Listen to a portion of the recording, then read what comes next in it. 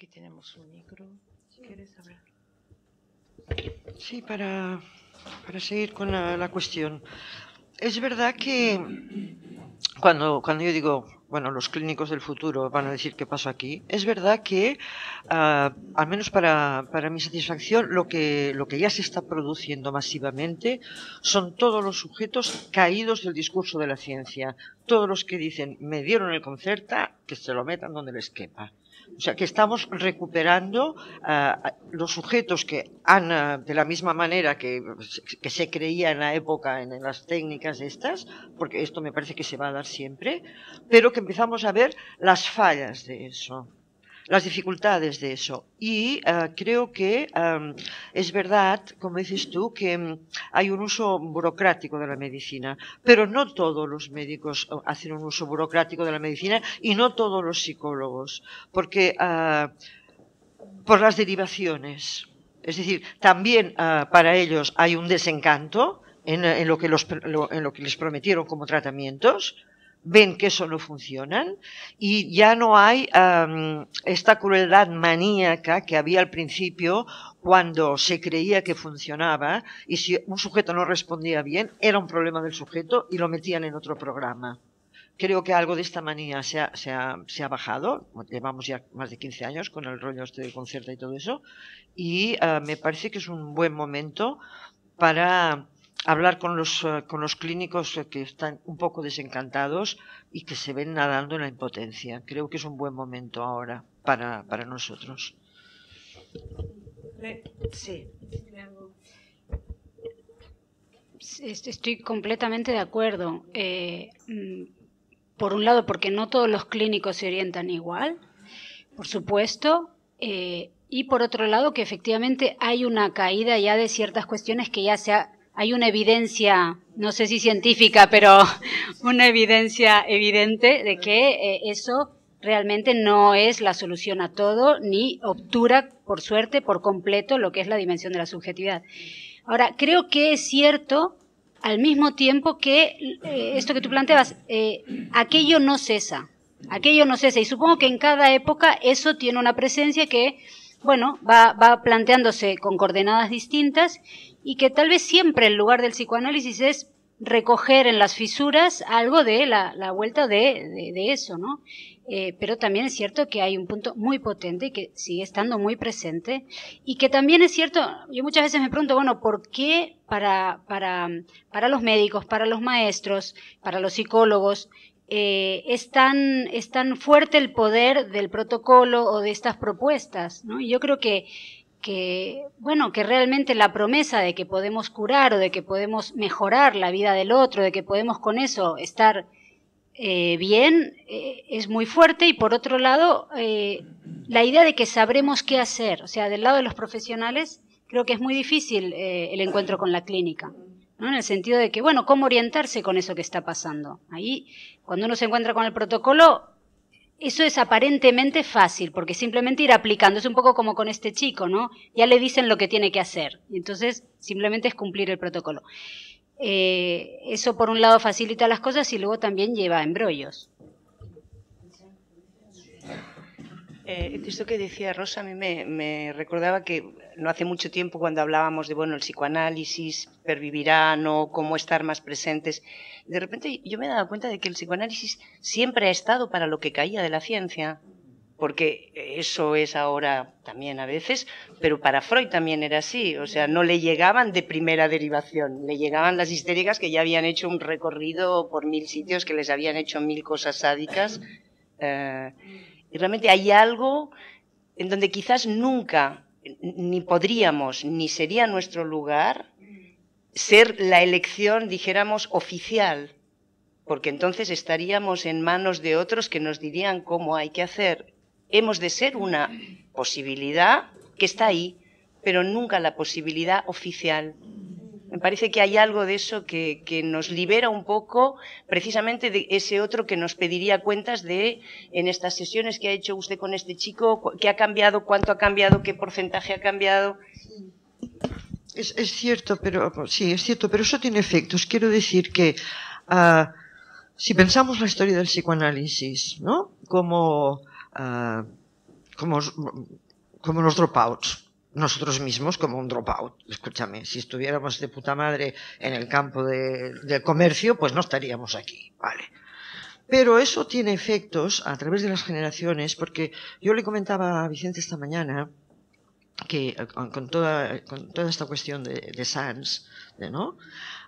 Ayer salió el alcalde de Barcelona, bueno, tratando de organizar, en fin, de que las cosas fueran un poco más sensatas, y después salieron los dos chicos que parece ser que son los que estaban ahí en la cabeza de la historia, no sé, estaban ahí en la televisión, y uno de ellos decía que no iban a pactar nada, que nunca habían dependido del ayuntamiento ni de nadie, que habían sido siempre autónomos radicalmente, y yo le decía a Vicente, es realmente la época del otro que no existe puesto en la televisión. Entonces, es verdad que ahí está nuestro lugar, pero también tiene que ser en el día, es decir, saber que estamos con estos donde el otro no existe radicalmente y que lo que aparece del lado del otro no es algo que pueda mover algo del orden de la existencia, porque se presenta con la impotencia del poder.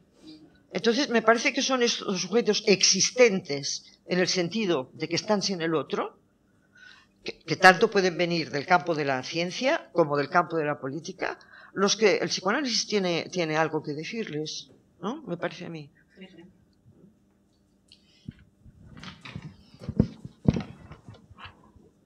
¿Quieres hablar, Vicente? Sí, las tres intervenciones creo que de algún modo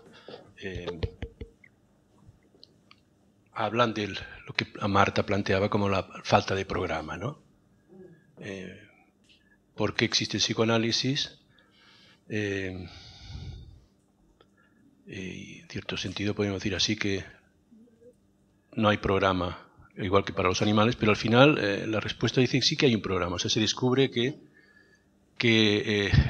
no hay un destino fabricado por la naturaleza, pero sí que hay un destino fabricado por un aparato que se ha ido haciendo, que se ha ido fabricando. Es decir, que hay un destino fabricado por el inconsciente. Pero que eso no se sabe de entrada, sino que se sabe después del recorrido de una experiencia que pasa por la palabra. Es decir, de alguna manera es difícil atisbar cuáles son las consecuencias de este descubrimiento de Freud, si no es por la puesta en marcha de lo que también se ha planteado aquí, que es el síntoma, como decía Leonora, el síntoma que se forma entre el sujeto que padece algo que no domina, no controla, y el otro social o el otro parental o el otro. Es decir, que el síntoma es el resultado de una intersección entre lo más íntimo, eso que habita en el sujeto y que desconoce cuál es el programa que lo gobierna, y el otro.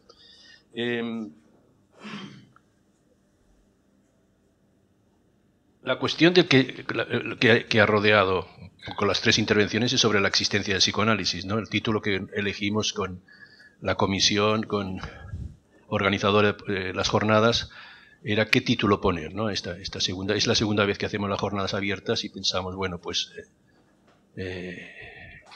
es difícil siempre encontrar un eje que no sea demasiado antiguo y que hable del futuro. Y entonces, bueno, la cuestión siempre permanente de cómo hacer existir el psicoanálisis. Y se ve que la única manera de hacer existir el psicoanálisis es amándolo.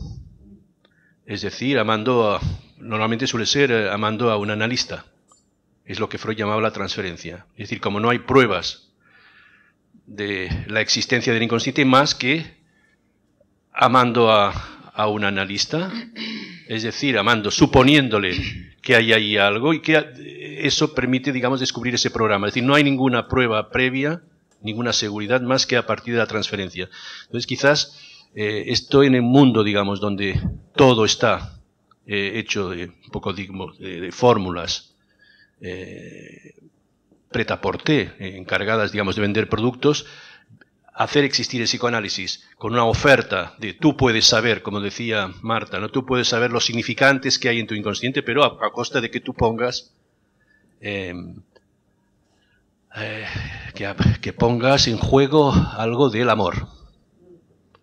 el amor dirigido al inconsciente, por cierto. La cuestión también que se planteaba era la felicidad. El psicoanálisis hoy puede... Freud decía que no, que Freud lo que puede prometer el psicoanálisis es pasar la desgracia neurótica en miseria común. Pero Lacan, yo creo que no es en ese sentido, va más allá. Yo creo que Lacan dice que sí que puede conseguirse la felicidad. Y lo dice cuando una persona es feliz, lo dice en Estados Unidos, entonces ya puede, o sea, que él pensaba, una persona puede ser feliz, y entonces ya es el momento, puede dejar el análisis, ¿no? Es decir, que no era tan, podríamos decir así, tan, no diría conservador, tan... era más ambicioso en este sentido. Creo que el psicoanálisis puede prometer algo, ¿no? También, bueno, pero es hacer descubrirle que el sujeto feliz, que el sujeto es feliz, quiere decir que siempre se satisface. Hay una satisfacción, ¿no? La pulsión, de manera desgraciada, ¿no? Neurótica, pero que es mejor que se satisfaga quizás en una cierta tranquilidad, ¿no? Pero hay una diferencia entre los dos enunciados. Una cuestión es el goce del cuerpo ligado a la pulsión, y otra cosa es que él plantea que en un trabajo de la transferencia, en un trabajo de amor, como dice Vicente, cuando el sujeto las cosas le van bien, me está bien. Son dos enunciados. Me parece que lo más importante es el estar. Hola, así va. Porque me parece que no hay posibilidad de decir que no es posible pensar el es feliz, el ser feliz, porque finalmente es algo que se vive siempre por contraste la felicidad. No hay posibilidad de ser feliz de estar feliz si no hay algún momento en donde no estás feliz, porque como estado así permanente en nirvana, a mí me suena mucho una cosa un poco rarita, ¿no? Bueno, pero creo también que cuando Freud habla de el sujeto siempre es feliz, se refiere a... Sí, Lacan, se refiere más bien a esta cuestión, digamos, es un poco a lo que apuntó Leonora, es decir, que precisamente respecto a diferentes praxis, o sea, te referiste a la medicina, pero está también la psicología. Nosotros tenemos, digamos, otra definición del síntoma en la medida en lo que aludiste, es decir, hay eso me molesta y eso me quiero deshacer de eso, pero el problema, y es a lo que se resistieron incluso algunos mismos psicoanalistas, colegas de Freud, es decir, lo que encierra el síntoma, la segunda cara del síntoma, es decir, aunque uno se queje de algo, hay una satisfacción en juego y hay un núcleo que se va a resistir. Y ahí está toda yo diría la gran diferencia, más allá de no estamos programados, es verdad, y bueno, no estamos programados, pero luego cosas van a ir fijándose, y por tanto habrá, como decía Vicente, un programa singular de cada uno que tendrá que desbrozarse y analizarse, y cuando vamos a ver lo que nos ha determinado, ahí podremos responsabilizarnos de algo que estaba previamente, es decir, hay una paradoja ahí, tener que responsabilizarse de algo que estaba antes determinando el sujeto sin que sabía, pero hay que hacer una apuesta de responsabilidad ahí. Es decir, que hay muchas cosas paradojales, ¿no? Este síntoma que tiene estas dos caras, este sujeto a la vez determinado, pero que le suponemos una responsabilidad, un margen de elección, y en fin, o sea que Quería decir algunas cosas sobre la función de los protocolos, porque he estado pensando un poco en mis inicios. Y, por ejemplo, estos niños, que eran cuerpos totalmente desarrimados del lenguaje, totalmente, ¿no? Era un poti-poti espantoso, de sufrimiento, quiero decir, para ellos. Después venía el psicólogo cada 6 meses, les pasaba el whisky, les pasaba no sé cuántas cosas. Con lo cual, les bajaba el CI y era un drama en la realidad cotidiana. No era un drama de lo más íntimo, ¿no? Era un drama, ¿no? Bueno, ¿yo qué hacía? Simplemente tomaba, como teníamos todo tipo de éramos una cosa de lujo, éramos un plan experimental, bueno, en fin, la hostia. Teníamos todo tipo de material. Yo con el material que tenía les enseñaba todas y cada una de las pruebas del WISC. Porque primero, eran niños que de pronto se encontraban ante el psicólogo, que yo estaba ahí todo el día con las cacas y todo eso, pero el psicólogo, ellos no sabían quién era, en una situación totalmente de estrés, de evaluación, y, bueno, como diría la Rahola, se hacían caquita, ¿no? Como dijo ayer la Rahola. Bueno, pero estos niños, una vez sabían, primero, más o menos lo que les iban a pedir y cómo manejarlo, se les mantenía el CI. ¿Y eso qué puede decir? Fíjate, la Calvet hacía trampas. No, la Calvet hacía que dentro de la familia las cosas estuvieran más pacificadas. ¿Por qué? No les bajaba tanto el CI y, por otro lado, como les enseñaba hábitos y todo eso, y no eran una especie de metonimia de la madre que tenían que estar todo el día, la cosa estaba mejor. Y pensaba en lo de los protocolos, porque en estos cuerpos que están tan desarrimados del lenguaje, el protocolo es un intento de amaestrar estos cuerpos. Por eso también funciona tanto, por eso funciona también en el campo de la psicología. Porque es como enchufarle una cadena significante suplementaria a estos cuerpos que están todo el día danzando, ¿no? Y, bueno, también entender que esta es una función. Es una función que hacía yo también. Es una función que hacía yo también.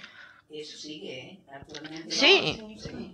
Actualmente, por ejemplo, nosotros cuando llega algún niño por algún motivo llega al hospital público, nos mandan de vuelta un cuestionario que ellos al niño no lo llegan a ver. Y no lo digo críticamente, en relación a los médicos, no ven al niño porque se puede hacer el diagnóstico sin ver al sujeto. Para ellos. Entonces, lo tiene que rellenar los padres, el educador y el psicólogo. Y nosotros hemos llegado a un trato con San Juan de Dios, que es como nosotros tenemos clínicos, si quieren hablar del diagnóstico, que nos llamen. No rellenamos. Porque además es que yo me siento absolutamente incapaz de rellenarlos, porque es muy difícil eso, porque se mueve, o sea, las preguntas son que es muy complicado, entonces nosotros no los rellenamos.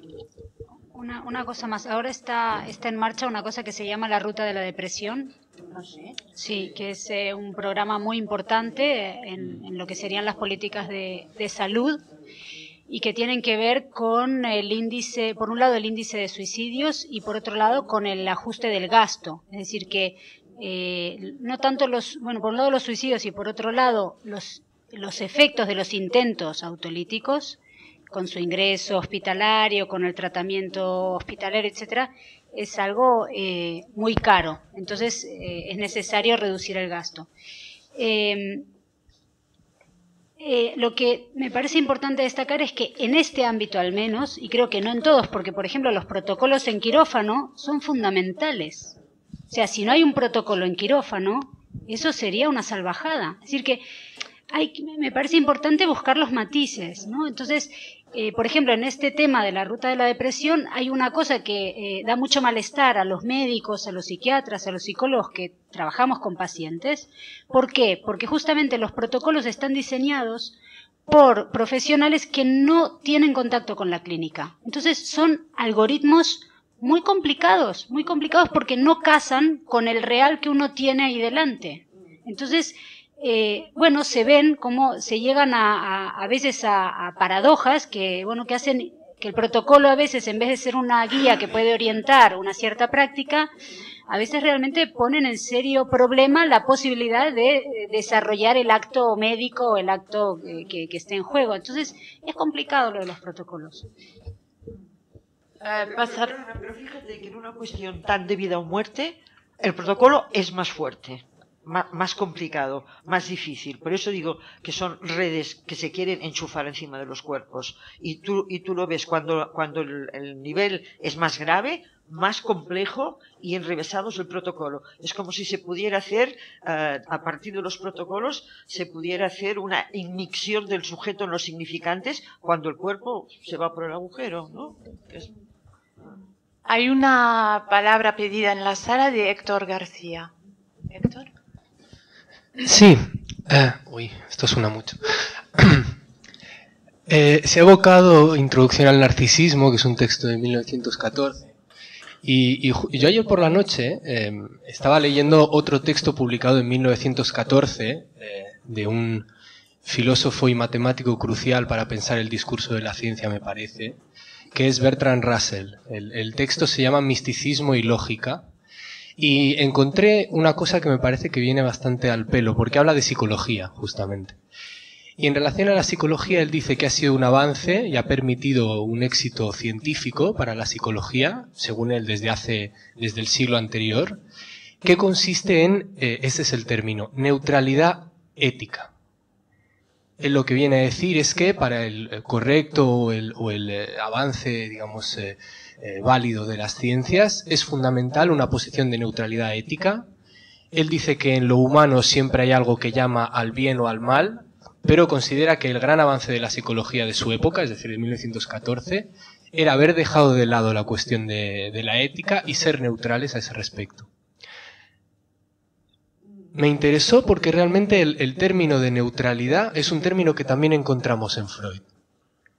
Freud sabemos que, bueno, de alguna manera tenía un contacto muy importante con el pensamiento científico de su época, había sido formado en un positivismo bastante serio, alemán, y la cuestión es, justamente no se trata en absoluto de la misma neutralidad, porque Freud lo que evoca es la neutralidad de la transferencia, justamente, ¿no? Es decir, la transferencia que evocaba Vicente, el punto en el cual justamente un analista, como decía Freud, no responde a la demanda de la transferencia, pero de alguna manera sí tiene una posición ética muy clara.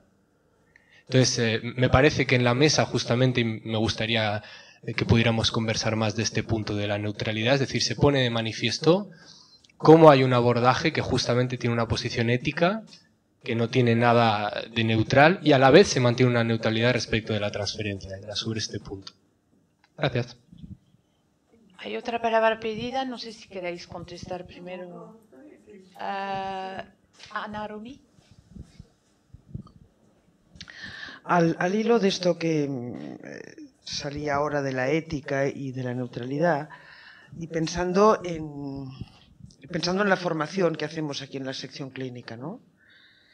Que tratamos de formalizar algunos contenidos, pues de Freud, de Lacan, de Miller y de otros autores, para pasarlos a personas que se interesan por el psicoanálisis desde un punto de vista clínico o desde un punto de vista epistémico, que algunos quizás querrán ser psicoanalistas, otros se quedarán con la profesión que tienen porque les interesa y porque son felices, están felices con ellas, ¿no? Pero yo diría que el rasgo en común, y es esto lo que podemos compartir con estas personas, es que todos nos confrontamos, cada uno desde su disciplina, con un punto que requiere una ética, que llama a una ética. Y es un punto donde el saber no está escrito. De alguna manera toda la mesa ha hablado de esto, los puntos donde el saber no está escrito, donde no hay el instinto animal que nos va a decir cuando nos apareamos, qué comemos y no sé qué, donde no hay el protocolo para... en fin. Entonces, me parece que poder ofrecer en este momento histórico un saber formalizado, serio, riguroso, con una serie de analistas que se prestan, y que prestan su, como decía Rosa, su cuerpo, su voz, para hacer de transmisor de ese saber. Yo creo que tiene mucho valor esto, porque no solamente es Can Vias lo que está en ruinas, hay cosas también muy importantes que están en ruinas y que habría que reconstruir. No digo que lo tengamos que reconstruir los psicoanalistas, ni mucho menos, pero el éxito del protocolo no es en todos los casos por cobardía profesional, porque prefieren agarrarse a un saber que está establecido y aplicarlo encima de los sujetos. Es que primero ha habido una demolición políticamente inducida y organizada para extraer el saber de las otras disciplinas. Ha sido, quítese usted para ponerme yo. Porque los médicos, los pedagogos, los educadores tenían un saber hacer. Tenían un saber y un saber hacer. Y con eso, y una historia que tenían de todo eso. Y con eso manejaban algunas cosas. Pero cuando viene un S1, cuando viene una figura que dice, todo este saber hay que demolerlo, esto es antiguo. No, Rosa todo el rato decía, lo moderno, el guay del Paraguay. Siempre viene así, siempre viene así. Entonces, usted se quita que vamos a enchufar aquí la novedad de la novedad, ¿no? Y ayer nos reíamos un poco cuando pasamos la película de Iván Ruiz, Otras voces, que decíamos, es una película que enseña tantas cosas de la modernidad, y en cambio lo que han elegido es poner un diván de lo más antiguo. Un diván tapizado, de madera, un diván decimonónico, que fue exactamente, pues bueno, como el diván de Freud, ¿no? Y es esto, nosotros tenemos que vernoslas, el saber del psicoanálisis tiene que vérselas con eso, con lo que, partiendo de Freud, tenemos que responder a algo que es radicalmente nuevo cada vez. Pero no nos podemos olvidar de dónde venimos, digamos, ¿no? Pero a la vez hay que responder al nuevo. Vicente Palomera. La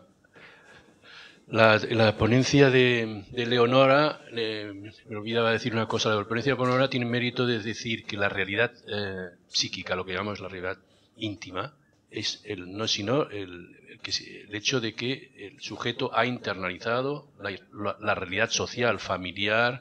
Me pensaba en esta escena del niño, el pescado.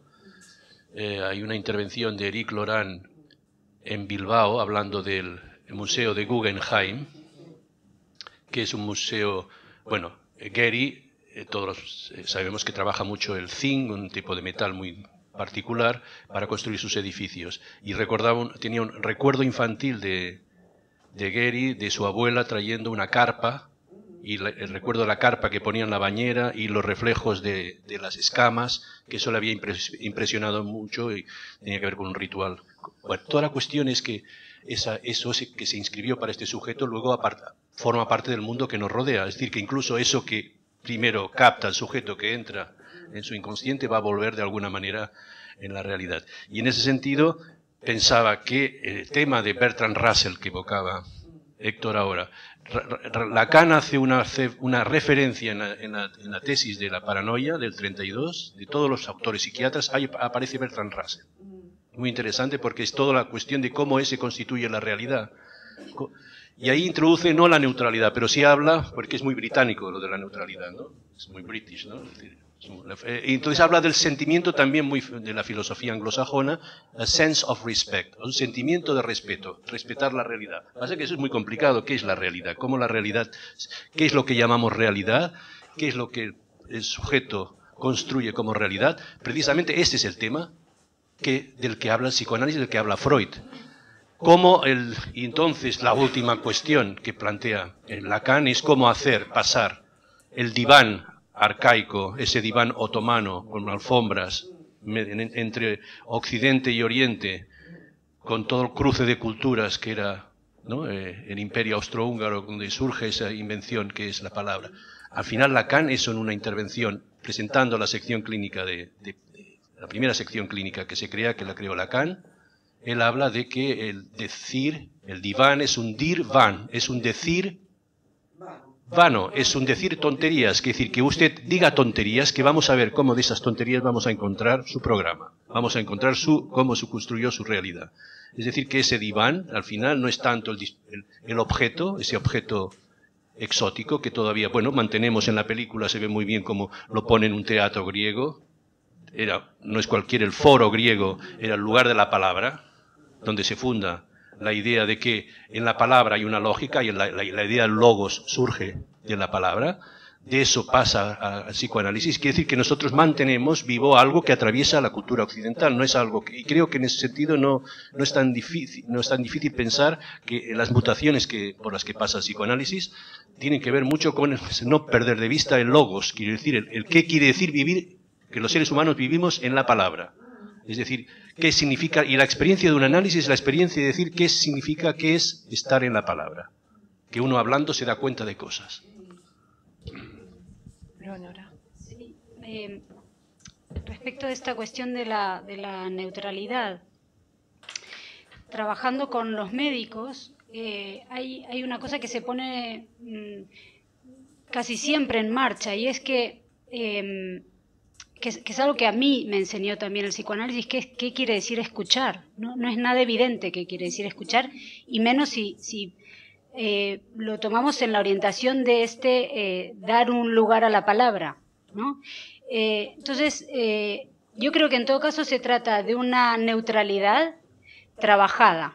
Es decir, que, como se me ocurría pensarlo ahora, el tema de la neutralidad tiene que ver con que cuando uno recibe a alguien, la palabra que cuenta es la del que viene, ¿no? Y cómo hacer que eso valga de esta manera. Es decir, con los médicos se ve muy bien, cuando ellos empiezan a entender, a comprender, a suponer lo que el otro quiere decir, es cuando dejan de escuchar, ¿no? Y entonces ahí es cuando empiezan a actuar, digamos, antes de dejar que la persona pueda decir realmente lo que hay en juego para él, para cada uno, ¿no?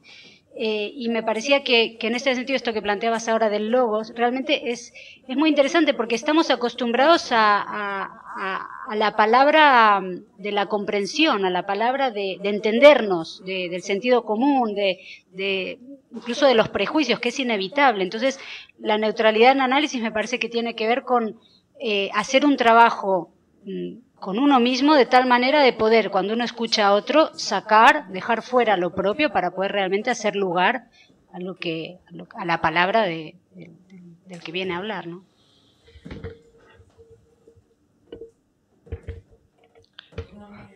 ¿Ya está hecho?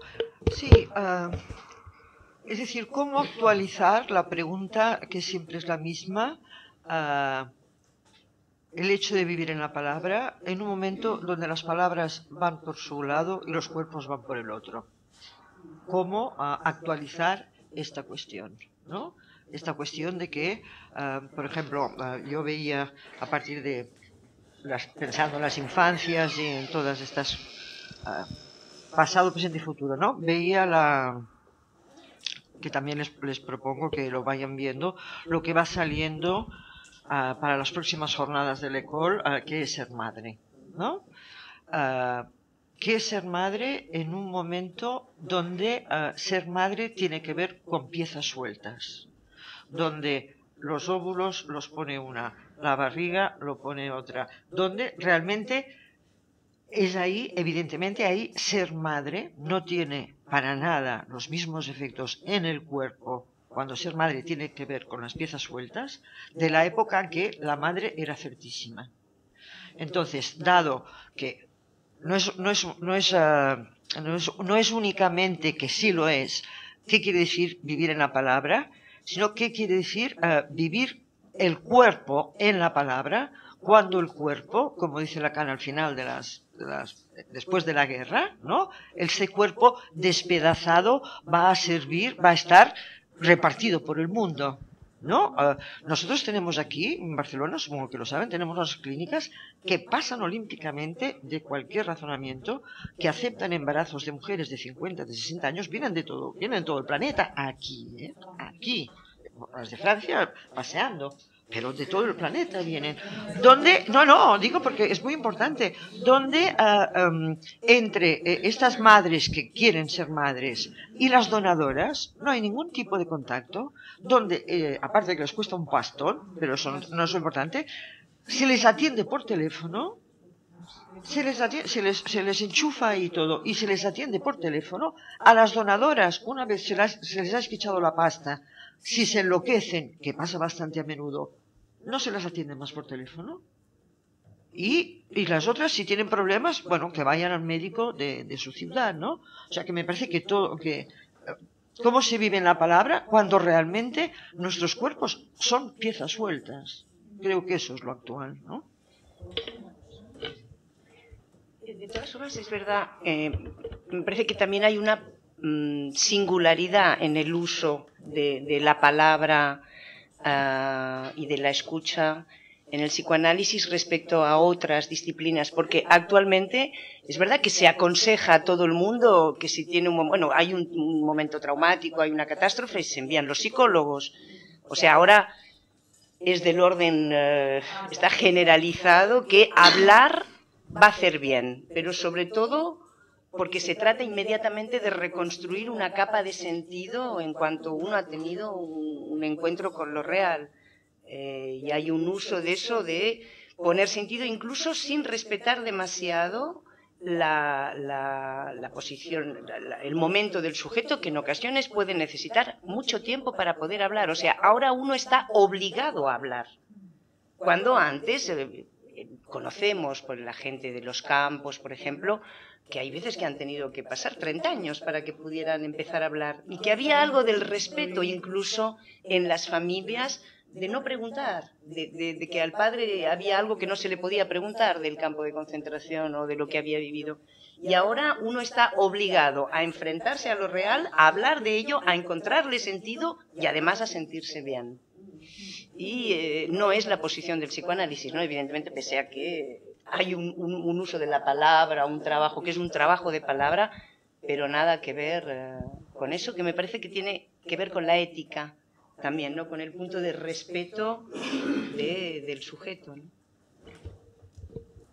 Bueno, antes un respeto sí, pero también una prohibición. Ahora hay un empuje, antes era más bien del orden de lo mejor no decir nada. No sé cuál de las dos cosas eran peor, pero en fin, es verdad que hoy nos encontramos